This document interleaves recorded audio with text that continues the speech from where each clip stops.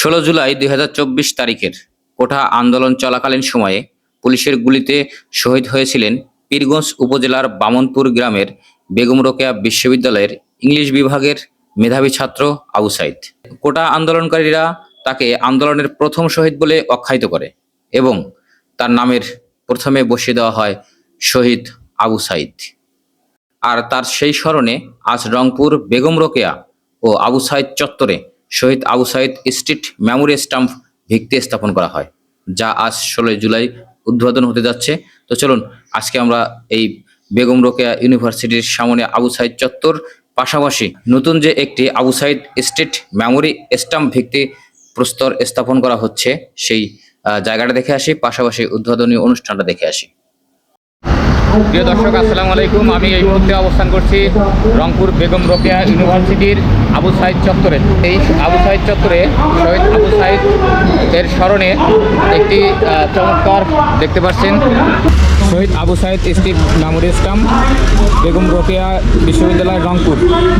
এটি কিন্তু নতুন তৈরি করেছে, মোটামুটি এটির কাজ শেষ হয়ে গিয়েছে। এখানে দেখতে পাচ্ছেন একটি চমৎকার একটি বোর্ডের মতো তৈরি করে রাখছে। দেখেন, এটি কিন্তু এখনও ওপেন করা হয়নি, তবে আজকে ওপেন করা হবে।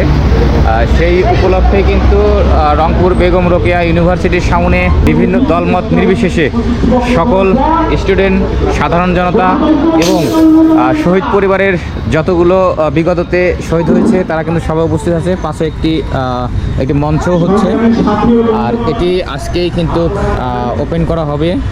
আর এটি মূলত ওপেন করা হচ্ছে বেগম রোকেয়া ইউনিভার্সিটির ঠিক আবু সাইদ চত্বর যে আছে সেই চত্বরের একটু দক্ষিণ পাশেই বেগম রোকেয়ার 1 নম্বর গেটে আবু সাইদ গেট যে আছে সেই গেটের সাথে এটি হচ্ছে সেই আবু সাইদ স্ট্রিট মেমোরি স্টাম্পটি দেখতে পাচ্ছেন।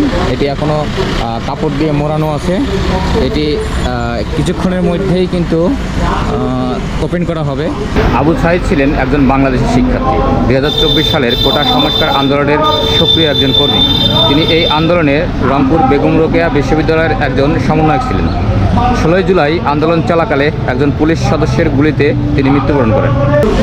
যাই হোক, এই আবু সাইদ দের স্মরণে যে স্ট্যাম্পটি তৈরি করা হয়েছে দেখে আসলেই ভালো লাগার মতো। সারা জীবন যেন এই আবু সাইদের স্ট্রিট মেমোরি স্ট্যাম্পটা যেন এই অবস্থায় অব্যাহত থাকে, এই শুভকামনা রইল। আল্লাহ হাফেজ, ভালো থাকবেন, সুস্থ থাকবেন।